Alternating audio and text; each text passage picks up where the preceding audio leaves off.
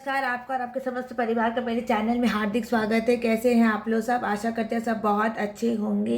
कार्तिक शुक्ल पक्ष की एकादशी देव उठनी एकादशी के दिन तुलसी जी और शालीग्राम का विवाह होता है और ये जो चौकी होती है हम पूर्णिमा तक रखते, पूर्णिमा तक पूजा करते हैं तुलसी जी और शालीग्राम में। उसके बाद इस चौकी का विसर्जन हम कार्तिक शुक्ल पक्ष की पूर्णिमा को उठाते हैं।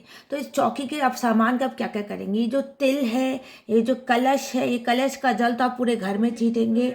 ये जो तिल होता है इसको आप किसी भी कपड़े में बांध के आप मंदिर में दान कर सकते हैं। ये तिल को किसी कपड़े में बांध कर आप मंदिर में दान भी कर सकते हैं, या तो पूरे इस तिल का आप मिट्टी में या तो फिर आप नदी में विसर्जन कर दीजिए। ये जो सेट है ये सब आप प्रसादी जैसे ले लीजिए। तुलसी जी दोबारा आप जथा स्थान रख लीजिए अपने घर में, जहाँ पे आपकी आंगन में तुलसी है वहाँ पर शालीग्राम की मूर्ति अगर घर की है तो आप उसको कृपा करके अपने मंदिर में रख लीजिए। ये गठबंधन हम 1 साल तक रखते हैं। 1 साल तक हम लोग ये गठबंधन, चूड़ी, बिंदी जो भी है आप प्रसाद जैसे रख सकते हैं, लेकिन ये जो गठबंधन है ये 1 साल तक ऐसे ही हमारे पास रहता है।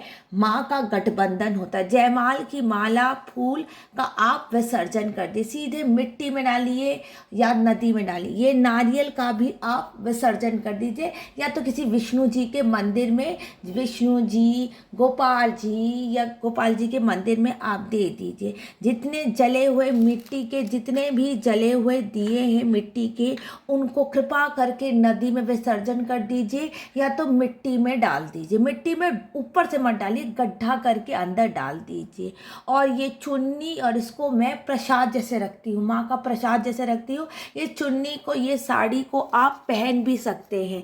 माँ का प्रसाद आप इसको पहन सकते हैं, इसको अपने पास रख सकते हैं। कन्यादान का जितना भी सामान है तुलसी जी का, किसी गरीब को आप दान कर दीजिए, गरीब, या तो फिर प्रसाद जैसे अपने इस्तेमाल की। माँ का जो मंगलसूत्र है वो घर में अविवाहित है तो आप प्रसाद जैसे माँ का मंगलसूत्र पहनिए, आपको सौभाग्य और बढ़ेगा। माँ की प्रसाद की सौभाग्य की चूड़ियाँ हैं, इसको भी अपने पास रखिए, प्रसाद जैसे रखिए, अपने घर में पहनिए, या तो किसी सौभाग्यवती स्त्री को प्रसाद जैसे आप उनको शोभा पूरा आप दे दीजिए। चौकी जो लाल कपड़ा है चौकी का, इसको आप विसर्जन कर दीजिए, या तो मिट्टी में डाल दीजिए या तो आप नदी में डाल दीजिए। और उसके बाद ये जल का तो मैं बता चुकी हूँ। पूरे घर सिंदूर को आप सिंदूर, सुहाग सेट, मंगलसूत्र, प्रसाद जैसे आप रख सकते हैं अपने पास। प्रसाद होता है ना, प्रसाद वैसे आप पहन सकते हैं, ये आपकी रक्षा करेगा। सिंदूर की डिब्बी प्रसाद जैसे रख सकते हैं। गणपति बाप्पा मौर्य को दोबारा अपने मंदिर में स्थापित कर दीजिए।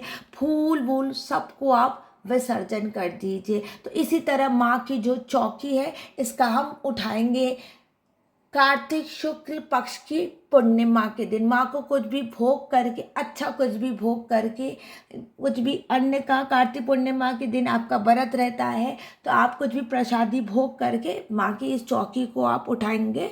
और पूरे मैंने सब बता दिया, कलश को पूरे घर में डालना है, सारे सामान का विसर्जन होगा। सुहाग का जितना सामान है उसको आप प्रसादी रूप में आप इस्तेमाल कर सकते हैं, या तो आप किसी सुहागवंती स्त्री को भेंट कर सकते हैं, दान कर सकते हैं। जय श्री कृष्णा, राधे राधे। अब इस वीडियो को यहीं पर मैं एंड करती हूँ।